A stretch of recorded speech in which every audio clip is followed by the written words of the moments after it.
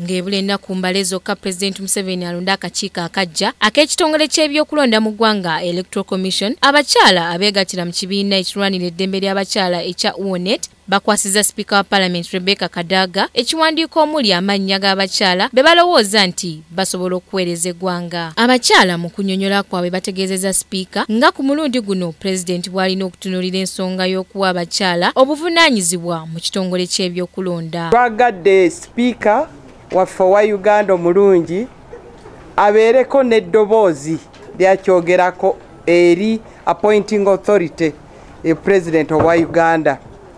Fenna tumanyi nti Electoral Commission eya Misaki Gundu egenda kuggwaawo mu mwezi ogw'Ekumi.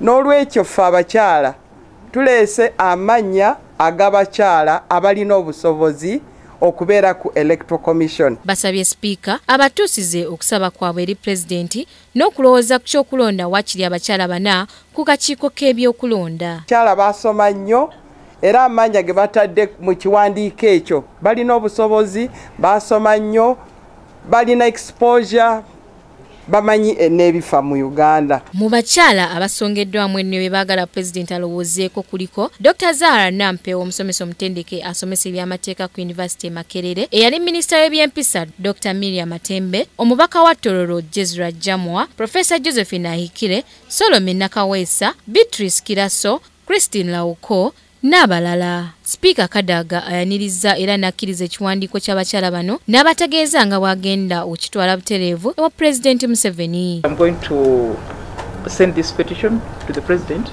so that as he's making his proposals, he'll understand the mood of the country, but also have an opportunity to see the rich variety of women that we have in this country who can undertake those responsibilities. Kinajjukirwa nti abakyala 18 bokka ku buli 100 be baali beenyigira mu byobufuzi mu myaka gy'ekinaana, wabula nga kati omuwendo gweyongeddeko nga kati bali ebitundu 33 ku buli 100. Ku Kingdom TV, Samla Hanifa amalindirire.